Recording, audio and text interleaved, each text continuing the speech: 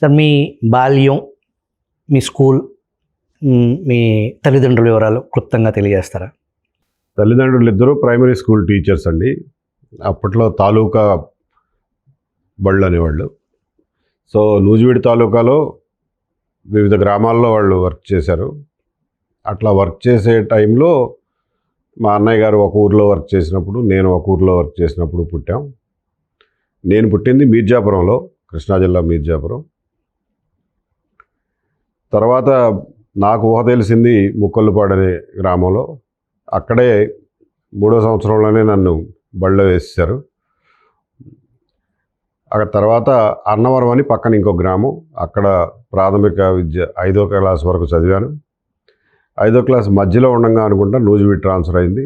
So నూజివీడులో మిగిలిన 5వ క్లాస్ పూర్తి చేసి SRR-ZP హై స్కూల్లో హై స్కూల్ విద్య అంతా 5 సంవత్సరాలు గడిచింది.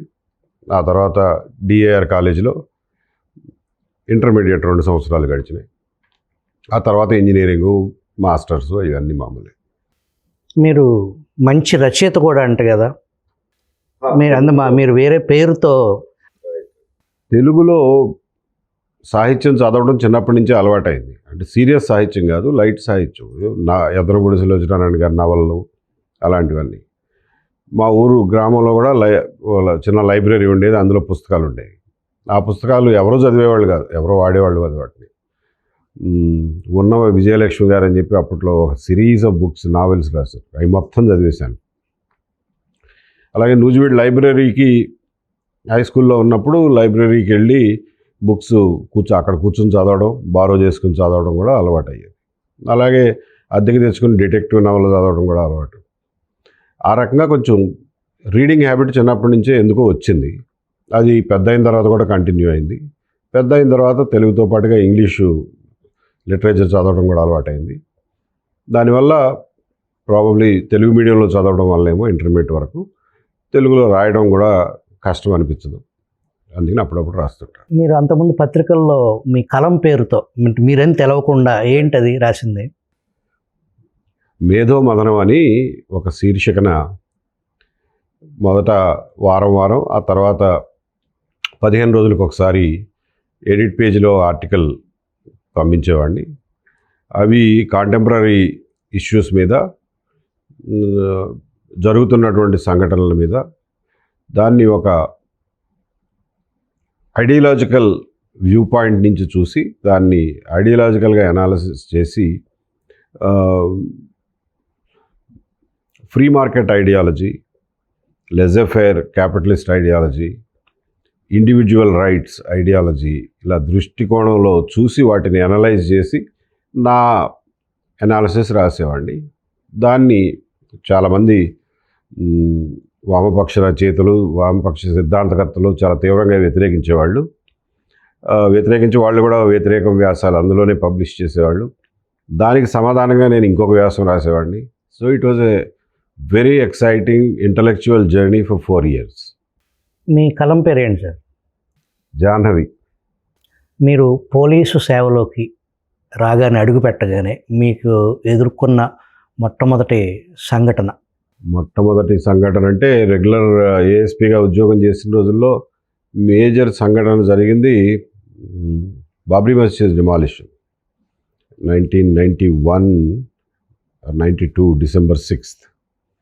ఆ రోజున నేను పనిచేసినటువంటి ఊళ్ళో కూడా ముస్లిం పాపులేషన్ చాలా ఎక్కువ ఉండేది. వాళ్ళందరూ గుమిగూడి ఒక ఊరేగింపు తీసి, ఆ ఊరేగింపు బాగా ఉద్రిక్తంగా మారి చివరికి వైలెన్స్కి పాల్పడతారు అనే పరిస్థితి దాకా అయితే వెళ్ళింది. సో దాన్ని కంట్రోల్ చేయడం నేను ఎదుర్కొన్నటువంటి మొట్టమొదటి సవాల్. మీ కెరియర్లో మైలురాయిగా నిలిచిపోయే సంఘటన అంటే ఏం చెప్తారు? చాలా ఉన్నాయి. సో ఒకదాన్ని ఎంచుకోవడం చాలా కష్టం. Jubilee hills bomb blast case investigation, probably it was one of the best performances that I could give. అదొకటి. ఆ తర్వాత విజయవాడ కమిషనర్గా పనిచేసినప్పుడు చాలా ఎక్సైటింగ్గా ఉండేది లైఫ్, ప్రొఫెషనల్ లైఫ్. సో చాలా పనులు చేయగలిగాం, చాలా ఎక్స్పెరిమెంట్లు కూడా చేయగలిగాం, సక్సెస్ఫుల్ అయినాయి అవన్నీ. ఒక అధికారిగా బాధ్యతలు నిర్వర్తించేటప్పుడు నైతికత అనేది చాలా ప్రామాణికంగా, మీ వృత్తి ధర్మంలో ఎప్పుడైనా ఆ దిశగా కొంచెం గందరగోళంకి ఇబ్బంది పడిన పరిస్థితులు ఏమైనా ఉన్నాయా? ఖచ్చితంగా వస్తాయి. ఆ సవాళ్ళు అనేవి ప్రతి అధికారికి, ప్రతి మనిషికి ఎదురవుతాయి. అలాగే అధికారులకు ఇంకా ఎక్కువ ఎదురవుతాయి. ఎందుకంటే క్రిటికల్ ఇష్యూస్ని డీల్ చేస్తారు కాబట్టి. చాలాసార్లు నైతికంగా ఛాలెంజెస్ వచ్చినాయి, దాన్ని అధిగమించగలిగాం. బికాజ్ నాకు ఆ విషయంలో క్లారిటీ ఉంది కాబట్టి. కేసుని మాఫీ చేయమనే వాళ్ళు ఒకరైతే, కేసు తీవ్రతను తగ్గించమనే వాళ్ళు ఒకరైతే, అరెస్ట్ చేయకుండా ఆపండి అనేవాళ్ళు ఒకరైతే, ఇలాంటి రిక్వెస్ట్లతో చాలాసార్లు ఒత్తిళ్ళు వచ్చేవి. అలాగే డబ్బు ఆశ చూపడం ఇలాంటివి కూడా జరిగేవి. సో మన క్లారిటీ ఉన్నంత వరకు వాటిని అధిగమించడం పెద్ద కష్టమే లేదు. మీరు చేయని ఒక తప్పుకి మీ వృత్తి ధర్మాన్ని ధర్మంగా నిర్వర్తించినందుకు మీరు ఒక ఘటన ఎదుర్కొన్నారు. దాంట్లో అప్పటి మీ సీనియర్ ఆఫీసర్ ఆంజనేయ రెడ్డి గారు సంథింగ్ ఏదో మీకు అండగా నిలబడ్డారు. దాని గురించి వివరిస్తారా? సింపుల్. అనుకోకుండా నేను ఒక రోజున ఒక డిఎస్పీ గారు లీవ్లో ఉంటే, నేను అడిషనల్ ఎస్పీగా ఉన్నవాడిని ఇన్ఛార్జ్గా ఉన్నాను. సో నా పని ఓఎస్డీగా, అంటే ఆపరేషన్స్ అడిషనల్ ఎస్పీ అంటారు. ఒక ఎక్స్ట్రీమిస్ట్ మర్డర్ జరిగితే ఆ విలేజ్కి చూడడానికని వెళ్ళడానికని బయలుదేరితే దారిలో చాలామంది గుమిగూడి ఉంటే ఏమిటయా అని అన్నా. అంటే ఇక్కడ ఏదో ఫైర్ యాక్సిడెంట్ జరిగింది సార్, మేజర్ ఫైర్ యాక్సిడెంట్ అన్నారు.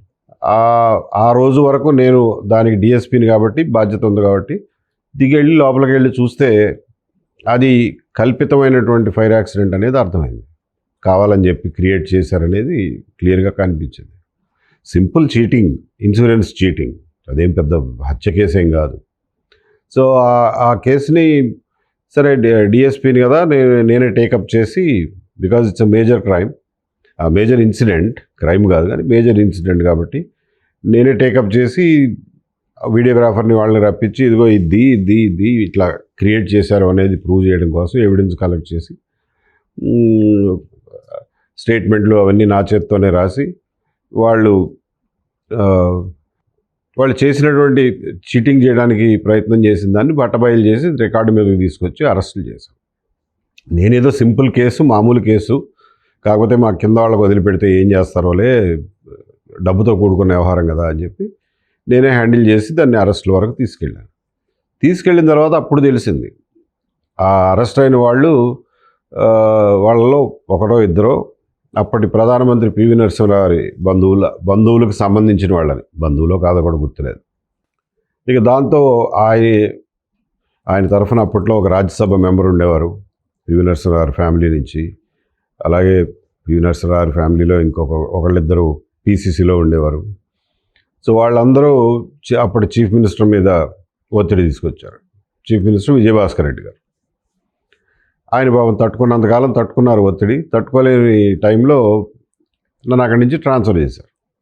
ఇదేంటండి బాబు ఎందుకు ట్రాన్స్ఫర్ చేశారు అని అంటే, నువ్వు పివి నరసింహరావు గారి మనుషులను అరెస్ట్ చేసావంట. నాకేం తెలుసండి పివి నరసింహరావు గారి మనుషులని కూడా. అసలు in any case it's simple మామూలు కేసు, దానికోసం నన్ను ట్రాన్స్ఫర్ చేయటం ఏంటి అని అంటే, లేదు నువ్వు వాళ్ళని కులం పేరు పెట్టి తిట్టావంట. కొత్తగా అది సృష్టించారు. అది అప్పటి నుంచే ఉందన్నా, మీరు పుట్టక ముందు నుంచే ఉంది. మనం అనుకుంటాం కానీ ఇప్పుడు వచ్చినవి కావు ఇవన్నీ. అప్పటి లెగసీయే ఇప్పటికీ క్యారీ చేస్తున్నాం మనం. దీన్ని ఎక్కడో చోట ఆపకపోతే ఇంకొక 100 ఏళ్ళు ఇలాగే నడుస్తుంది అని అంటే, రామరామ అసలు వాళ్ళు ఎవరో నాకు తెలియదు, వాళ్ళ కులమే నాకు తెలియదు, నేను ఎట్లా తిడతాను అని నేను అంటే, ఉండవయా అవతల ప్రెషర్ వచ్చి మేము చచ్చిపోతున్నాము అని చెప్పి చీఫ్ మినిస్టర్ ఆఫీస్ నుంచి ఎస్పీ గారికి డీజీపీ గారికి ఫోన్లు, ఇమ్మీడియట్గా రిలీవ్ చేస్తారా లేదా అని. రిలీవ్ చేసినప్పుడు ఆంజనేయ రెడ్డి గారి దగ్గరికి వెళ్ళి మొరబెట్టుకున్నాను. యంగ్ ఆఫీసర్ని కదా, తెలీదు, ఇవన్నీ మామూలే, ఇలాంటివన్నీ జరుగుతూనే ఉంటాయి, you have to take them in our stride అన్న అంత మెచ్యూరిటీ లేదు అప్పుడు. ఆయన వెళ్ళి గట్టిగా అడిగితే, ఏంటి సార్ ఇది, ఉన్నట్టు చేస్తే కూడా ట్రాన్స్ఫర్లు చేస్తారా పనిష్మెంట్గా అని. నాకు బాధేసింది ఎక్కడంటే, డీజీపీ గారు అప్పట్లో ఒక డీజీపీ గారు, ఆయన పేరు ఎందుకులేండి, పిలిపించారు. వెళ్ళా. యంగ్ ఆఫీసర్ని, ఐపీఎస్ ఆఫీసర్ని, సరే ASP rank, additional SP rank అనుకోండి, నార్మల్గా అయితే మర్యాదగా కూర్చోవయా అంటారు. ఆ రోజు నన్ను కూర్చోమని కూడా అనలా, నిలబెట్టే మాట్లాడారు. నిలబెట్టి మాట్లాడి నువ్వు అదేదో అట్లా కులం పేరు పెట్టి తిట్టావంట, అదంట ఇదంట అని చెప్పి నా మీద కేకలేశారు. లేదు సార్ అలాంటిది ఏమి జరగలేదు అని చెప్పి నేను చెప్పగలిగింది చెప్పాను, వచ్చేసాను. నేనేదో తప్పు చేసినట్టుగా నన్ను నుంచోబెట్టి మాట్లాడారు అనే బాధ నాకు ఎక్కువ రోజులు బాధించింది. ఆంజనేయ రెడ్డి గారికి చెప్తే, వెంకటేశ్వరరావు ఇవన్నీ ఉంటాయి, పొలిటీషియన్స్కి అర్థం కానిది ఏమిటంటే మిగిలిన డిపార్ట్మెంట్స్ లాగా మనం పొలిటీషియన్స్కి రెస్పాన్సిబుల్ కాదు, మనం ఓన్లీ చట్టానికి కోర్టులకే రెస్పాన్సిబుల్. మనం ఏదైనా తప్పు చేస్తే పొలిటీషియన్ ఏమైనా అంటాడో అనడో తెలియదు, కానీ ముందు కోర్టులు ఊరుకోవు, మన మొట్టికాయలు వేస్తాయి. సో కాబట్టి we have to be very careful. మనం ఎప్పుడు ఆ విషయాన్ని గుర్తుపెట్టుకుని, మనం కోర్టులకు జవాబుదారీ అన్న విషయాన్ని గుర్తుపెట్టుకునే మెలగాలి. పొలిటీషియన్స్ కొంతమందికి అర్థమవుతుంది, కొంతమందికి అర్థం కాదు అని చెప్పారు. ఆయన చెప్పిన ఆ నీతి సూత్రం నేను కెరీర్ చివరి వరకు గుర్తుపెట్టు. మనం ఏం చేసినా కానీ ఖచ్చితంగా ఆన్ రికార్డ్ కోర్టులకు బాధ్యత పడాలి అని.